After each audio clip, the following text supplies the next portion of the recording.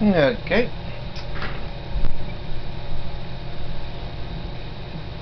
Welcome to another episode of Fantasy Reality. In this case, what happens when your party enters a city? Now, depending on which... Now, for the most part, in medieval times, right, despite what you might see in some movies and the like, there actually wasn't no law that says you're not allowed to go around unarmed. That you're... Well, basically, you were indeed allowed to go around in the city armed. The question is to what degree. Now, obviously, you couldn't carry something like a halberd or a poleaxe because those are battlefield weapons. And there's probably, you probably couldn't carry a big battle axe or anything that was clearly classified as meant for the battlefield.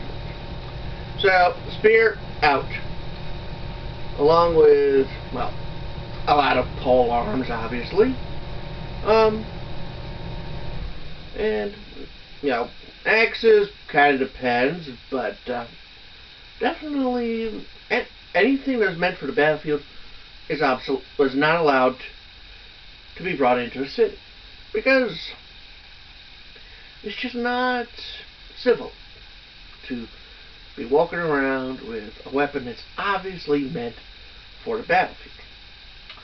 Now, this works in your fantasy, I don't know. Maybe in, say, Orc society, walking around with a two-handed sword on your back is considered civil.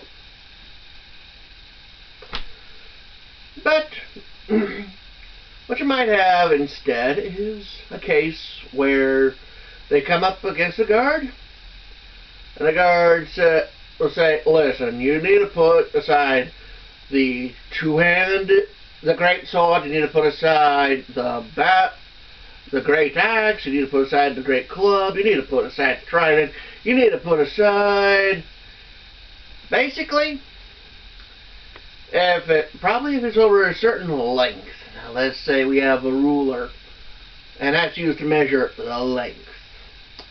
Now, let me grab a stand-in. Yeah, just a cheap wooden sword, $25, And let's say they take this unit of measurement and they measure the blade under 30 inches. This sword might get a pass. You can still keep this sword. Well, what about this one? Let's say this represents a bigger sword. Well, I don't know. It's bigger than 30 inches. 34, actually. This one might not get a pass. And thus, this one here might have to stay in the inn. But this one here, perfectly fine. Just keep it on your hips and don't draw it. And do not pull it out unless you're threatened. And, this argument could be applied to any and all other weapons that a party might carry with them. Now, let's suppose the party has been found and all their weapons are not allowed in the city. So, what can they do to protect themselves? Well, the question is, what kind of weapons do we have? Well, let's take a look at this. I mean, this is a very nice walking stick, ostentiously. Although in a fantasy world, this might have a bit more than just being a piece of wood that's got a carving of a wolf's head on it. Because, because I can see how this, in real life, how this could be used. And one thing you could probably use with any walking stick is jab somebody in the squishy bits, i.e. in the gut. You can use this to jab somebody in the gut, and oof, that goes hard. After which, you can follow it up with a crack to the skull, which will hurt. But again, let's borrow Dungeons and Dragons, for instance. Maybe this has additional effects which make it more of a weapon, especially, say, in the hands of a druid. Maybe it gives you aspects of the wolf, wherein, let's say, people within a certain, let's say you have allies within a certain distance of you, like, say, 20 feet. And let's say that your allies within 20 feet of you have advantage on their attacks. That's actually good for that rogue that needs an advantage to pull off those sneak attacks. Or the paladin, higher chance to pull off a crit, which would be really good for those divine smites. And of course, anyone who knows what happens when you do and get that nat 20, well, not only you roll extra damage for your weapon, but, you know, for your special things like Sneak Attack or Divine Smite, you're rolling extra D6s or D8s for those weapons. Something to think on. Now, another possibility is maybe this staff lets the druid summon a couple of wolves. Now, wolves individually are kind of weak. A little bit better than a mastiff, in my opinion. But let's see here, they have a little bit more hit point. You know, because they have better hit points. Strength's about equal. They have a better dexterity modifier. So better defense, but able to move quickly. Also, wolves have advantage on attacks when near an ally. You know, put that wolf next to the rogue, and the rogue enjoys the advantage of having an ally near him. And likewise, wolf enjoys having an ally near him. Advantages on those attacks. So, and I could potentially see that as the druid gains more power, so too do those wolves. More HP, more attacks. Maybe their attack becomes magical for the sake of overcoming resistance and immunity at a certain level. Something to think of. But, you know, in this case, you know, it's just a walking stick. But, you know, Fantasy World, you know, has their own rules. Now, what is a possible item that a warrior could carry? Well, something known as a waster. You know, a wooden sword. And in this case, this is a bokken, you know, based off of the Japanese katana. And we have a cyanide, which is, as some people call, is a kendo stick. It is not a kendo stick, but it can be used in kendo. Now, the idea behind these items is they are used for training. This got the length and width and weight of the sword that's being used, although you're not supposed to use this for practicing your sparring. Reason is it could potentially cause injury because this is a solid piece of wood. It's gonna hurt. This, on the other hand, is made from at least 4 different slats, and I don't know if there's a core in here. Might be, might not be. But the idea is the energy is dissipated when you hit, if and when you hit somebody, which reduces the chances of injury.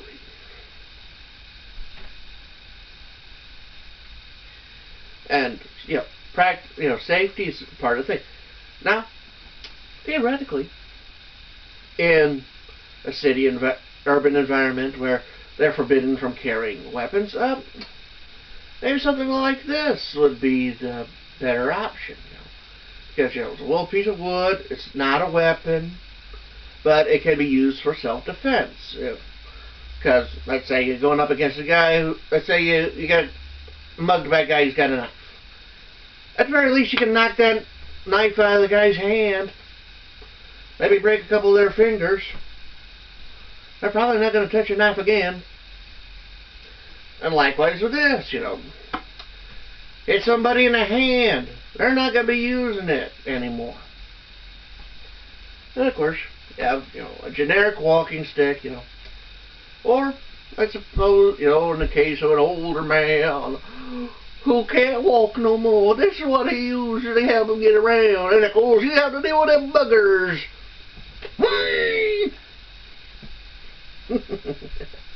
I can see it being used in that case, self-defense. And there's actually a trope used for this called Kung Fu.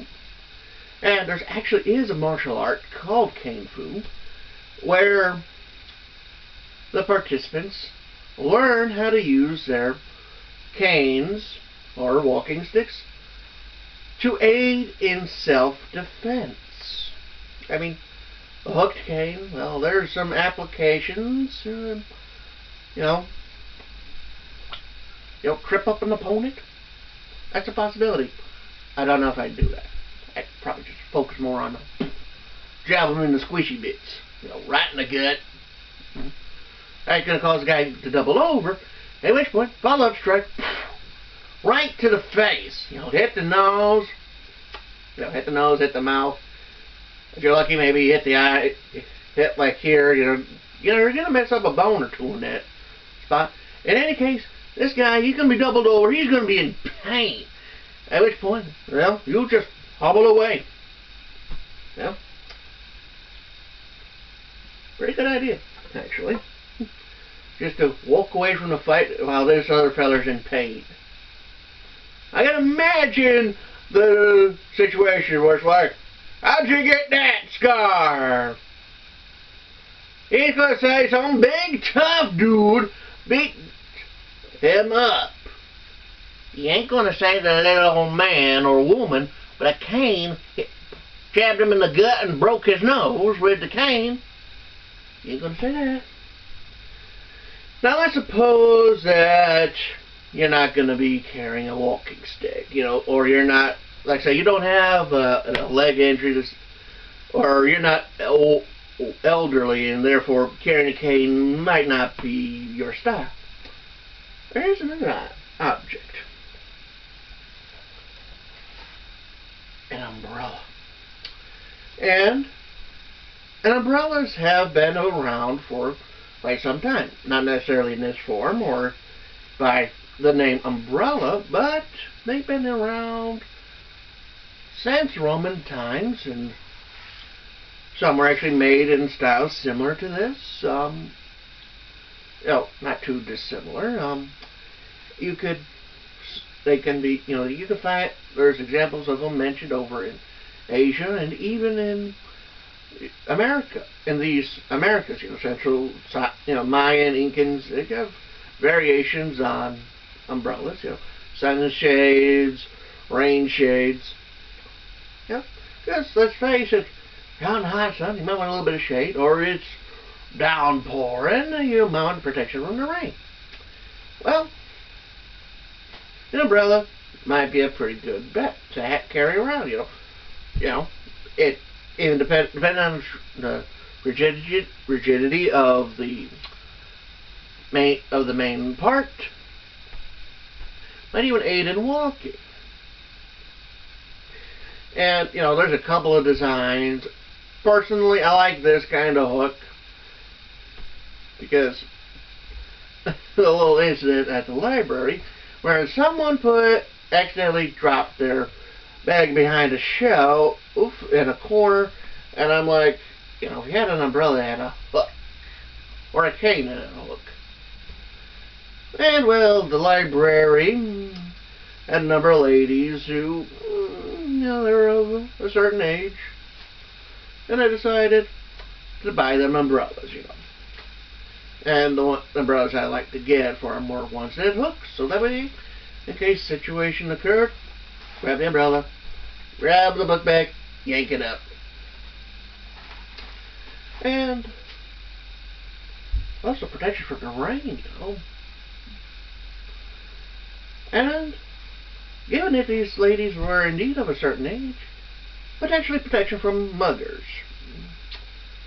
Because, again, it's got a nice length, which is actually comparable to this wooden sword. And you potentially jab somebody in the gut. Maybe a strike upwards towards the face. Although I don't really see this as being an actual weapon, for defense. I mean, I can see it being used for self-defense if you had to. But it's aluminum, kind of light, so I don't know how good it would be at hitting somebody. But could it potentially knock a knife out of somebody's head? Yeah.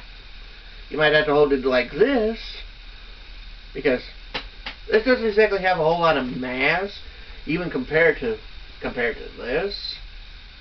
Doesn't have a whole lot of mass. But you could still knock out a knife blade, and you could probably jab somebody in the gut. It might work. Alright, there's actually a trope called Parasol of Pain, I mean, the Penguin likes using umbrellas. Although I suspect that his are more custom made. Now here's another feature that an umbrella could potentially do. Like say you're dealing with a guy with a knife.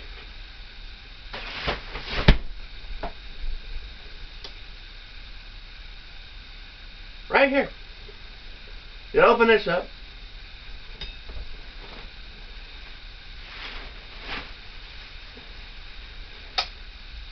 And it could potentially catch the guy's knife. When I tried against a sword, I wouldn't try it against a sword. Sword probably just slice right through that cloth, fabric, whatever. But I can definitely see it being used, against a knife. And the person with an umbrella, twists the knife out of the guy's hand. Guy tries to stab him, open up the chute, boop, twist the knife out of the guy's hand, might do the job, and then, I don't know about poking them with the chute extended, but,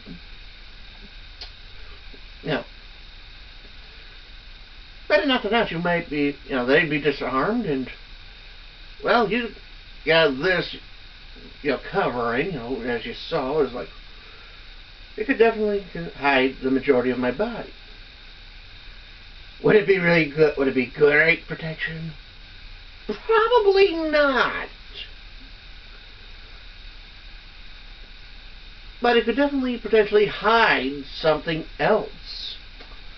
Like say, I mean, in the fantasy world, maybe something like a small hand crossbow. Or in a Renaissance era, well, a flintlock pistol, or potentially, or even in our more modern times, a regular handgun. Buy me, distract the other guy enough time that, hey, I just pulled this out. You want to take a chance? Something to think of. So, overall, any of these items could potentially be used in a city. Umbrellas, they're very common. You can find these at most bargain stores. Probably get it for reasonably cheap. Depending on the store, you might be able to find a cane or a walking stick, again, for a reasonable price. Although fancier sticks, I will admit, are going to cost more. Although, funny enough, I wonder which of these you think costs more. I'll be honest with you, this cost me less than $10. This one well, upper 30s. And these are also less than $10. Now this one and this one, $25 a piece, roughly. So, but, like I said, depending on your world, you know, I mean, these right here are all theoretically options that a party, you know, could theoretically use. You know, they could potentially, you know, like say if they're more of a pacifist sort, they could probably use a walking stick. You know, I mean, the walking stick is ubiquitous of wizards, monks, older gentlemen or ladies, you know, that need that little support. Umbrellas used in areas where you're going to have some rain. And then you have the parasols that are used for sun. Again, it's kind of principle behind them is similar. You know, open up a little canopy over your head. And, you know, these training swords, well, it kind of depends. I mean, if you're near if you are near an area that's got a martial arts school or a place that trains swordsmanship, you know, you could theoretically find them. Or your people in your world might find them. Something like this. Well, in my case, I found this at a tourist attraction because I like wolves. But, you know, in your fantasy world, and if this actually did have magically enchanted powers, well, that one might be a little bit trickier to find. You might have to go to a certain group of druids in order to get such an item. But still, you'd probably find these, you know, almost any place. I mean, sticks, you know.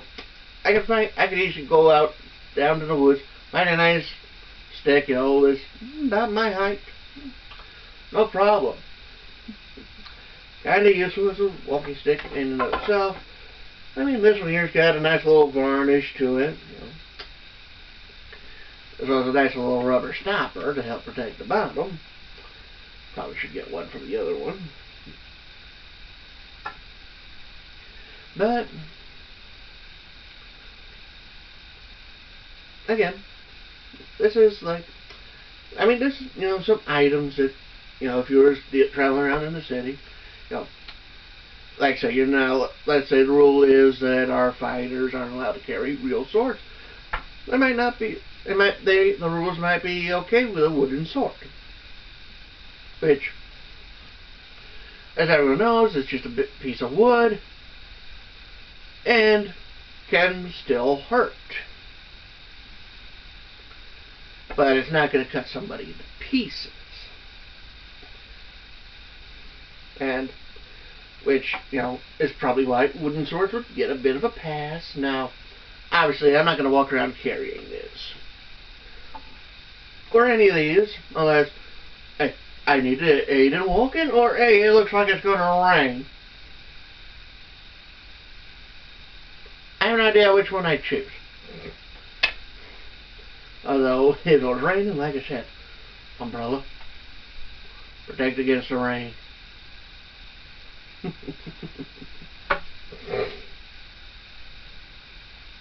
But, you know, well,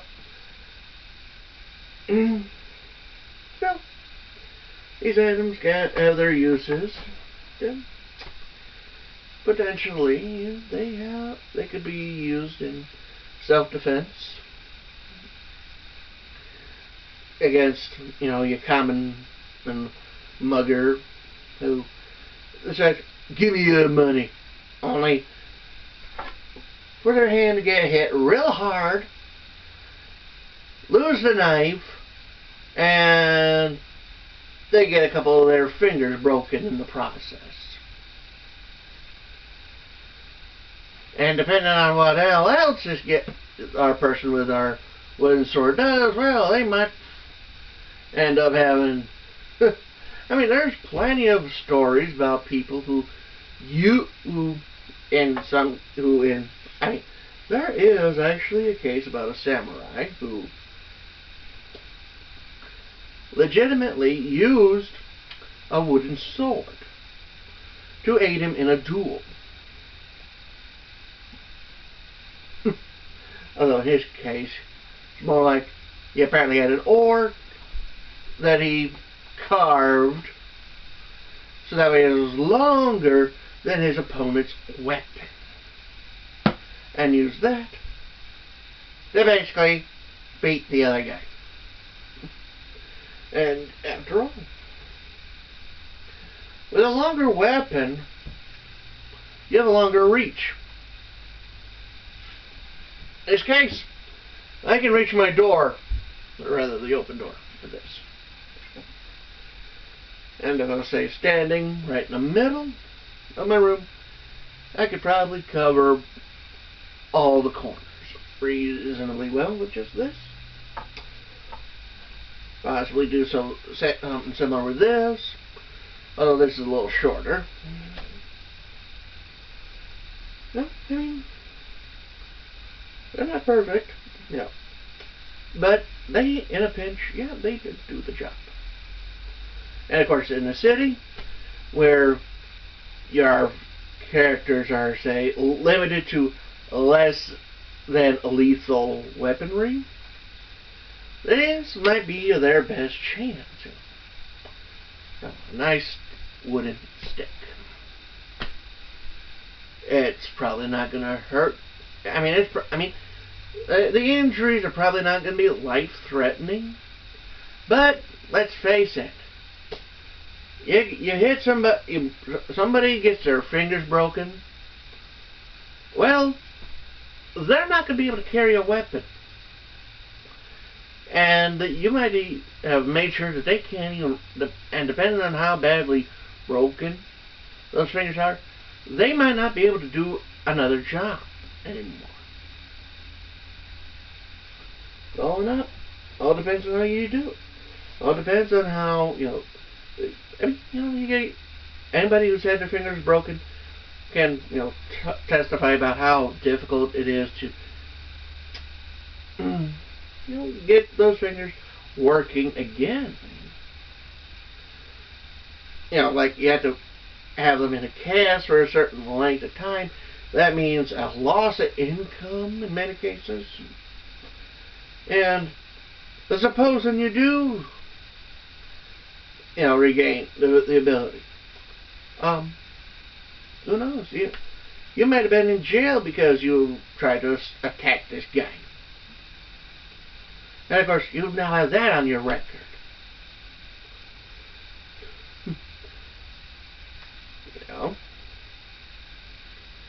It's kind of, it's always funny. You read about these stories. It's like, so how would that really work? It's always fun. Like, how would you, it's always fun to think about these sort of things and then wonder, how does that actually work? Well, this is Fantasy Reality, and this is a little bit chat of adventuring in the city. Alright, thank you, and bye.